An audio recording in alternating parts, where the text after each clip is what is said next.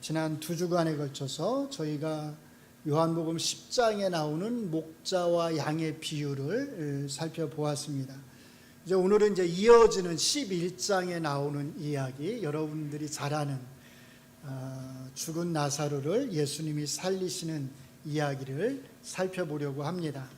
이 내용을 다루기 전에 요한복음과 관련해서 조금 간단히 정리를 좀 해드리도록 하겠습니다. 우리가 하나하나의 이야기를 아는 것도 중요하지만 전체적으로 성경의 각 권들이 어떻게 짜여져 있는지 또 어떻게 이어지고 있는지를 아는 것 역시 중요합니다. 제가 반복해서 말씀을 드렸듯이요, 요한복음에는 나는 무엇이다라고 하는 말씀이 모두 7번 나옵니다. 사실은 오늘 본문에도 그 말씀이 나와요. 예수님이 뭐라고 말씀하시죠? 나는 무엇이다? 부활이요 생명이다, 이렇게 말씀하십니다. 오늘 말씀이 몇 번째 말씀인지 혹시 기억을 하시겠나요? 오늘 말씀이 5번째 말씀입니다. 지난번에 저희가 4번째 말씀을 다뤘으니까요. 지금까지 다룬 요 5개가 어떤 것들인지를 여러분들에게 조금 정리를 먼저 해드리도록 하겠습니다. 한번 같이 보시죠. 6장 35절에서 예수님은 나는 생명의 떡이다, 이렇게 말씀을 하시고요. 2장 뒤에 8장에서는 나는 세상의 빛이다. 또 2장 뒤에 10장에서 나는 양의 문이다. 그리고 저희가 지난 시간에 살펴보았듯이 또 나는 선한 목자다, 이렇게 말씀하십니다. 그리고 오늘 11장에서 우리가 나는 부활이요 생명이다 라고 하는 말씀을 살펴볼 것입니다. 그럼 몇 개 남았죠? 2개 남았죠? 남은 거 2개는 앞으로 우리가 또 살펴보게 될 것입니다. 요한복음과 관련해서 우리가 요거 말고 이렇게 7개의 나는 무엇이다라고 하는 말씀 말고 또 한 가지 기억해 두면 좋을 것이 있습니다. 그게 뭐냐면 요한복음에 보면 예수님께서 행하시는 이적들이 모두 7번 나옵니다. 오늘 우리가 살펴보게 될 이 죽은 나사로를 살리는 이 이야기는 그 7번 중에서 제일 마지막에 나오는 이야기에 속합니다. 그 7개의 이적 이야기를 정리해드리면 이렇게 정리해 볼 수 있습니다. 2장에서 제일 첫 번째 이적 이야기가 나오는데, 여러분들이 잘 아는 물로 포도주를 만드는, 물을 포도주로 바꾸는 이야기, 그 다음에 4장에서 왕의 신하의 아들을 고치시는 이야기, 5장에서 38년 된 불구자를 고치시는 이야기, 그리고 6장에서 여러분들이 잘 아는 5,000명, 오병이어의 이야기가 나옵니다. 이 이야기에 바로 이어서 역시 6장에서 예수님께서 갈릴리 호수 위를 걸어가시는 이야기가 나옵니다. 그리고 9장에서 저희가 얼마 전에 살펴보았죠. 나면서부터 눈이 먼 자를 고쳐주시는 이야기가 나옵니다. 그리고 오늘 11장에서 마지막 7번째 이적 이야기, 죽은 나사로를 살리시는 이야기가 나옵니다. 이 이야기가 이렇게 제일 마지막에 나온다고 하는 것은 예수님의 공생의 사역이 지금 가장 절정에 이르렀다라고 하는 것을 우리에게 보여줍니다.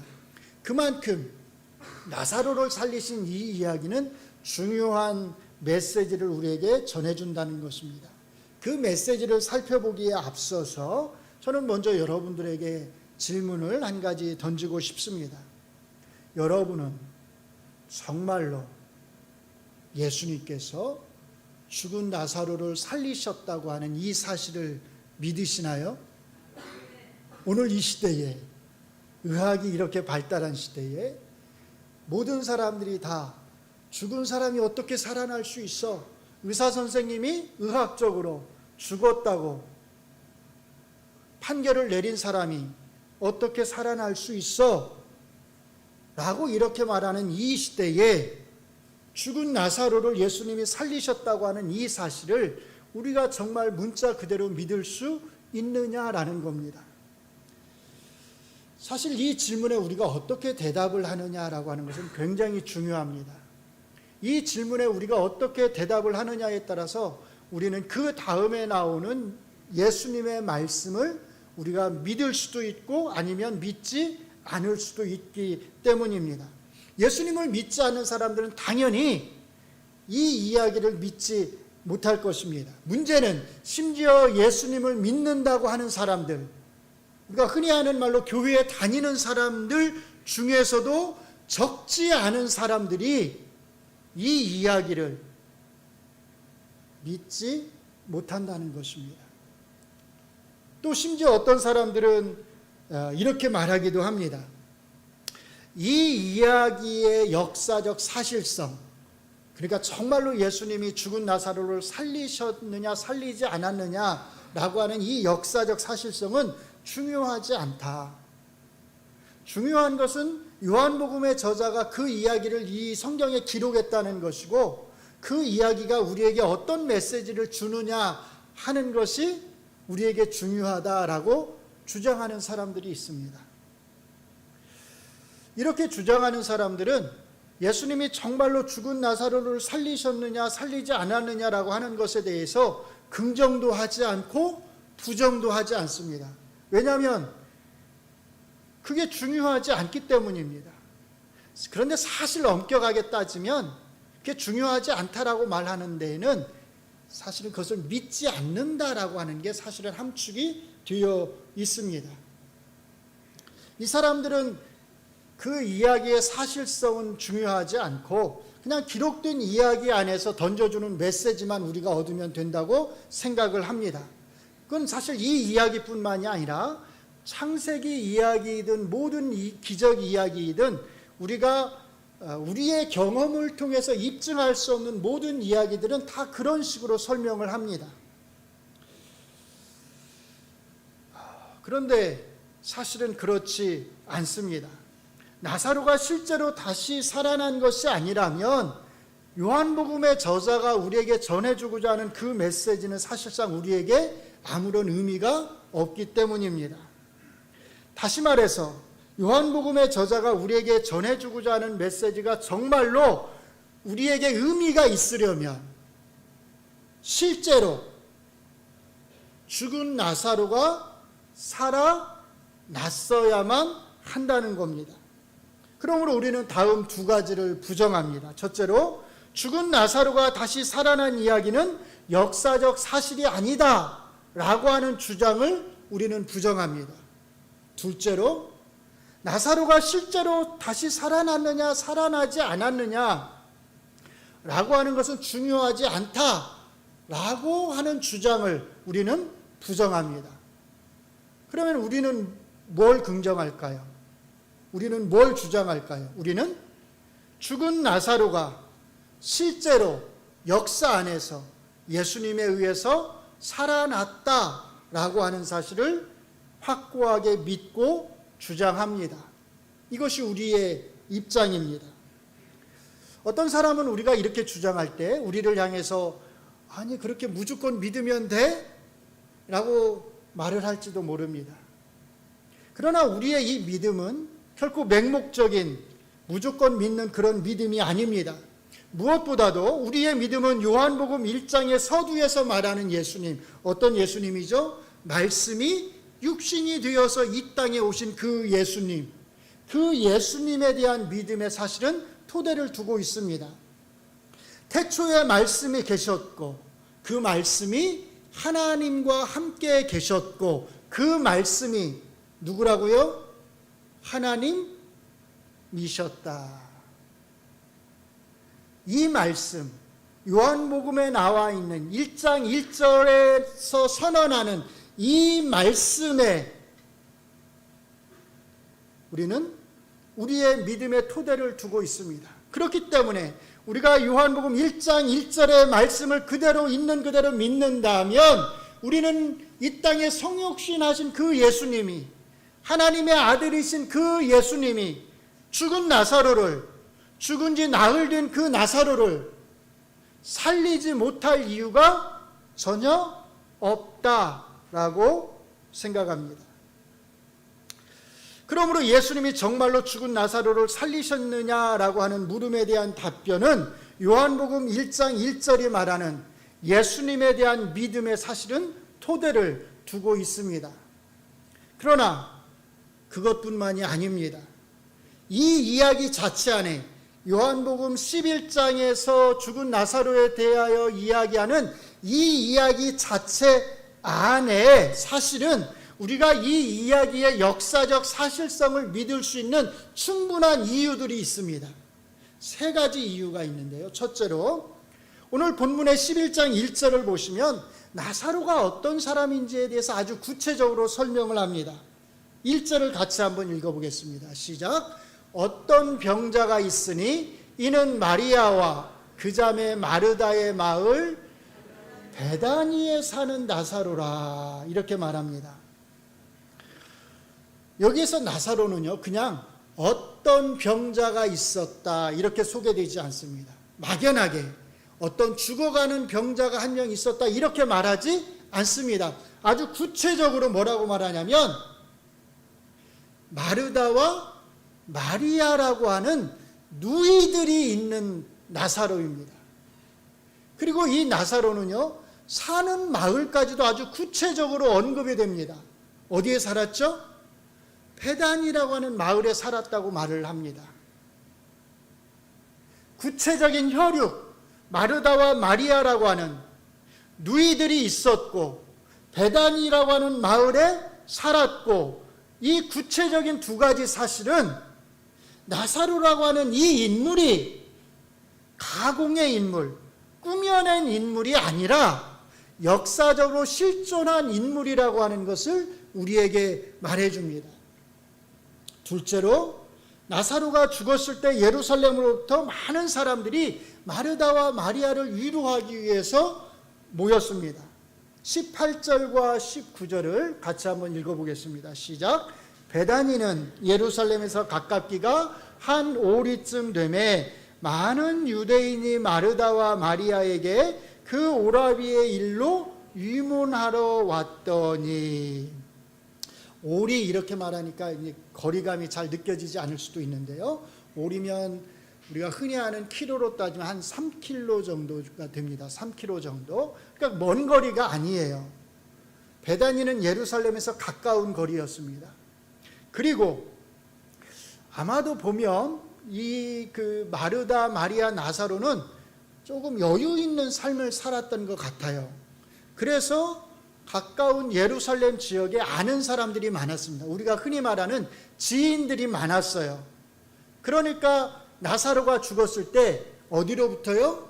예루살렘으로부터 많은 사람들이 마르다와 마리아를 위로하기 위해서 찾아왔다, 이렇게 말을 합니다. 이 진술은 그냥 평범한 진술들 같지만 사실은 그렇지 않습니다. 왜냐하면 예루살렘에서 온 이 많은 사람들은 요한복음에서 단순히 마르다와 마리아를 위로하기 위해 온 것으로 그치는 것이 아니라, 위로자들로, 조문자들로 그치는 것이 아니라 죽은 나사로가 살아나게 되는 것을 직접 자기들의 눈으로 목격하게 되는 목격자들이 되기 때문입니다. 죽은 나사로가 다시 살아나는 것을 눈으로 실제로 보게 되는 증인들로서의 역할을 이 사람들은 하기 때문입니다. 45절 말씀을 우리가 같이 한번 읽어보겠습니다. 시작. 마리아에게 와서 예수께서 하신 일을 본 많은 유대인이 뭐라고요? 그를 믿었으나. 나사로가 정말로 죽었다가 정말로 살아나지 않았다면 많은 유대인이 예수님을 믿을 수 있었을까요? 믿지 않았을 겁니다.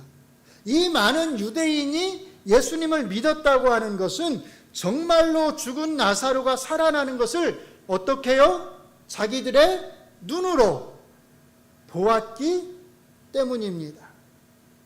마지막 세 번째로 예수님이 죽은 나사로를 다시 살리심으로 인해서 유대 지도자들은 예수님을 죽이려고 더욱더 힘을 쓰게 됩니다.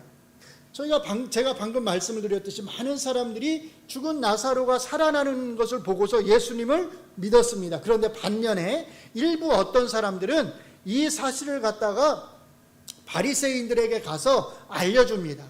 흔히 하는 말로 고자질을 하는 거예요.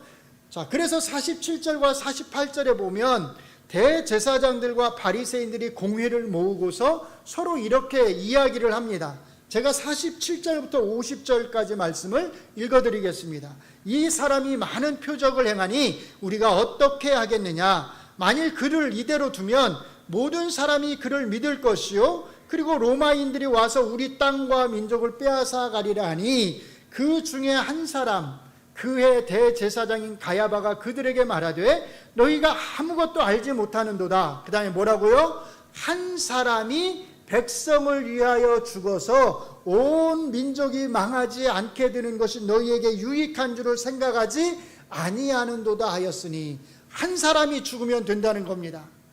그 한 사람이 누굴 가리키겠어요? 한 사람을 죽이면 된다는 거예요. 누굴 죽이면 된다는 거죠? 예수님을 죽이면 된다는 겁니다.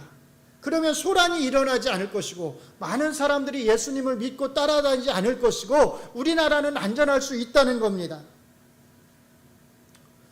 그런데 예수님만 죽이려고 하는 것이 아닙니다. 이들은 이제 예수님이 살리신 나사로까지 함께 죽이려고 합니다.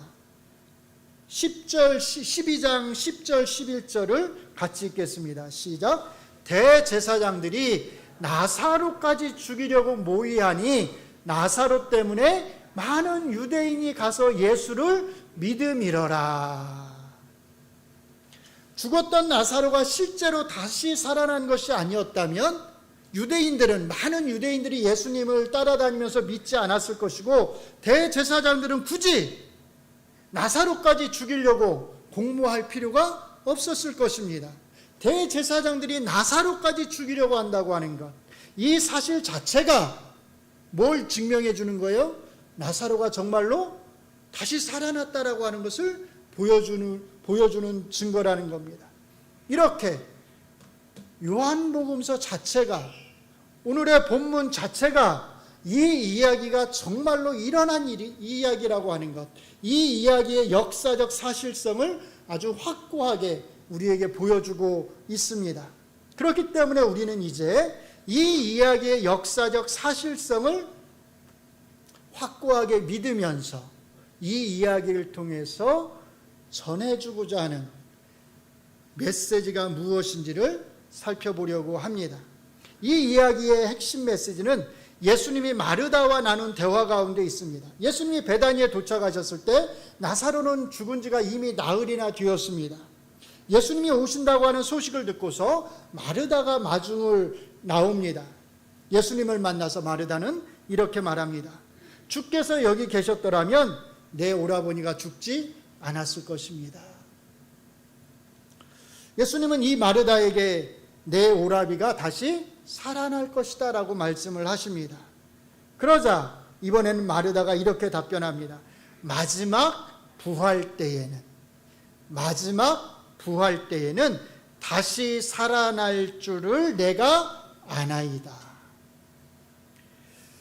우리가 잘 아는 대로 사두개인들은 부활이 없다고 생각을 했습니다.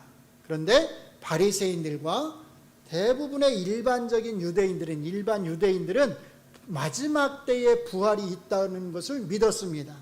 마르다는 지금 바로 그 일반적인 사람들의 공통된 그 믿음을 예수님을 향해서 지금 표현하는 것입니다. 이때 예수님은 이렇게 대답하십니다. 25절과 6절을 같이 읽습니다. 예수께서 이르시되 나는 부활이요 생명이니 나를 믿는 자는 죽어도 살겠고 무릇 살아서 나를 믿는 자는 영원히 죽지 아니하리니. 아멘. 마지막 부활의 때에는 다시 살아날 줄을 내가 믿나이다 라고 하는 이 마르다의 답변은 틀린 말이 아닙니다. 마지막 날에 반드시 부활이 있을 것입니다. 예수님은 그 사실을 인정하십니다. 그런데 이 마르다가 알지 못하는 사실이 한 가지 있습니다. 그게 뭐냐면 마지막 날에 있을 죽은 자들의 그 부활이 어떻게 해서 가능하게 되는가 하는 겁니다.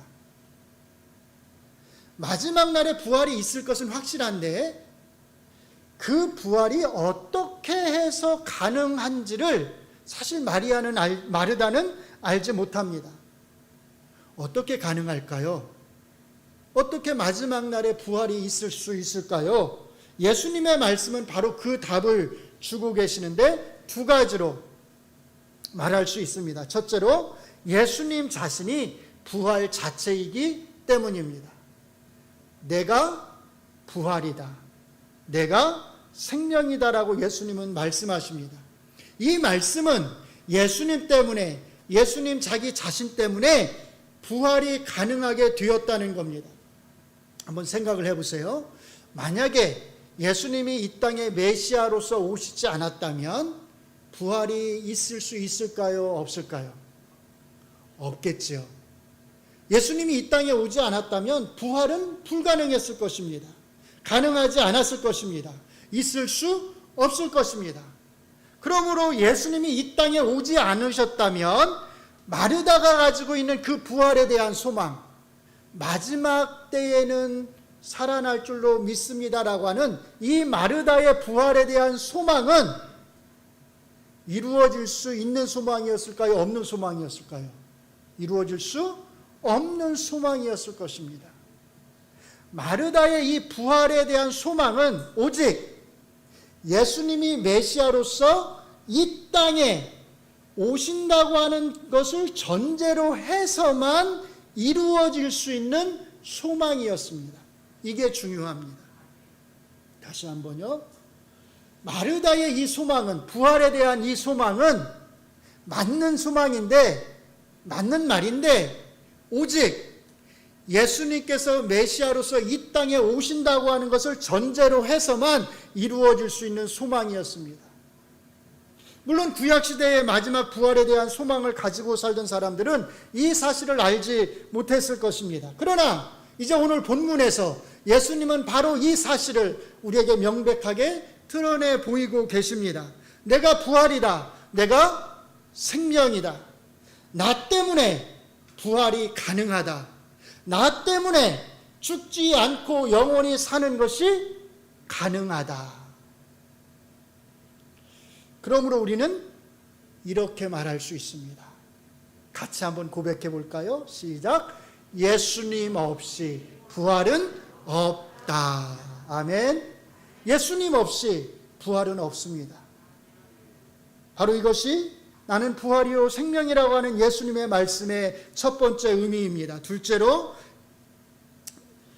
이것과의 연속성상에서 우리의 부활이 예수님의 부활에 철저하게 의존해 있기 때문입니다. 고린도전서 15장 20절의 말씀은 바로 이것을 우리에게 말해주고 있습니다. 같이 읽겠습니다. 그러나 이제 그리스도께서 죽은 자 가운데서 다시 살아나사 잠자는 자들의 첫 열매가 되셨도다. 아멘. 예수님이 잠자는 자들의 첫 열매가 되셨다고 하는 것, 부활의 첫 열매가 되셨다고 하는 것은 우리 모두가, 믿는 사람들 모두가 이 예수님의 첫 부활에 의존하고 있다고 하는 것을 우리에게 말해줍니다. 첫 열매가 없이 두 번째 열매가 없습니다. 세 번째 열매가 있을 수 없습니다. 네 번째, 다섯 번째 열매가 있을 수 없습니다. 그러므로 예수님의 부활이 없다면 당연히 우리의 부활도 없을 것입니다. 이렇게 우리의 부활은 전적으로 예수님의 부활에 의존해 있습니다. 사랑하는 성도 여러분, 우리가 마지막 날에 부활할 것을 확실하게 믿으시나요? 정말로 믿으십니까? 우리가 이것을 어떻게 할 수 있죠? 두 가지 이유 때문입니다. 첫째로 예수님이 메시아로서 이 땅에 오신 것이 확실하기 때문입니다. 둘째는요, 예수님께서 이 땅에 메시아로서 오셨을 뿐만 아니라 십자가에서 죽으시고 3일 만에 부활하신 것이 확실하기 때문입니다. 예수님께서 이 땅에 오시기만 했다면, 그리고 십자가에서 죽으시고 부활하지 않았다면 우리의 부활은 불가능할 것입니다. 그래서 이 두 가지가 반드시 충족되어야 합니다. 예수님께서 이 땅에 메시아로서 오셔야 한다고 하는 것, 그리고 죽은 자들 가운데서 부활하셔야 한다고 하는 것. 이 두 가지는 우리의 역사 속에서 이미 이루어졌습니다. 그렇기 때문에 우리는 우리의 부활을 확실하게 믿을 수 있습니다. 그래서 우리는 맹목적으로 부활을 믿는 것이 아닙니다. 무조건 믿는 것이 아닙니다. 그 어떤 것보다 확실한 근거를 가지고 우리는 우리의 부활을 믿고 소망하는 것입니다. 하나님의 아들이신 예수님이 이 땅에 메시아로 오셨다고 하는 사실이 역사적 사실이고, 그 예수님이 죽은 자 가운데서 3일 만에 부활하셨다고 하는 건 역시 역사적 사실이기 때문입니다. 그래서 우리의 부활에 대한 소망은 그만큼 확실하다고 말할 수 있습니다. 흔들릴 수 없는, 반드시 이루어질 소망인 것입니다. 오늘 본문에서 예수님이 나사로를 살리신 사건은 나사로 자체에 포커스가 맞추어져 있는 것이 아닙니다. 예수님이 누구이신지에 포커스가 맞추어져 있습니다. 예수님이 바로 부활을 가능하게 하신 분이라고 하는 것, 예수님이 바로 영원한 생명이라고 하는 것, 부활 자체라고 하는 것, 예수님이 부활의 첫 열매라고 하는 사실에 포커스가 맞추어져 있습니다. 나사로가 주인공이 아닙니다. 죽은 나사로가 살아났다고 하는 것, 그것이 포커스가 아닙니다. 예수님이 주인공이십니다. 나사로는 다시 살아나긴 하겠지만 그는 다시 죽게 될 것입니다. 그러나 죽은 나사로를 살리신 예수님은 부활이요 생명으로서 영원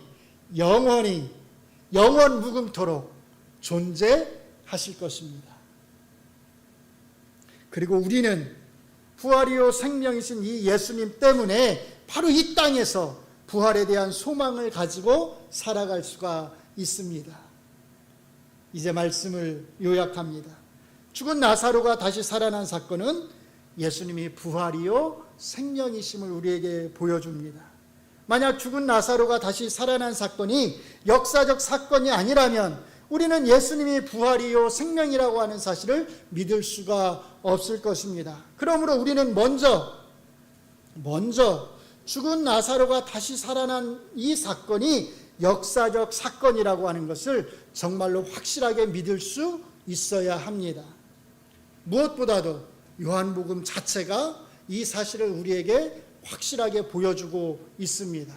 어떻게요? 세 가지 사실을 통해서입니다. 첫째로 나사로에 대한 구체적인 설명을 통해서입니다. 둘째로는요, 예루살렘에서 온 많은 목격자들을 통해서입니다. 그들의 믿음을 통해서입니다. 마지막 세 번째는요, 유대의 종교 지도자들이 예수님뿐만 아니라 죽었다가 다시 살아난 나사로를 죽이려고 공모한다고 하는 사실을 통해서입니다. 그리고 우리의 마지막 부활이 가능하게 된 것은 두 가지 이유 때문입니다. 첫째로 예수님 때문입니다. 예수님의 오심 때문입니다. 둘째로 예수님이 이 땅에 오신 것으로 그치지 않고 죽은 자 가운데서 부활하심으로써, 예수님이 친히 부활의 첫 열매가 되심으로써 우리가 부활에 대한 소망을 가지고 살아갈 수 있게 된 것입니다.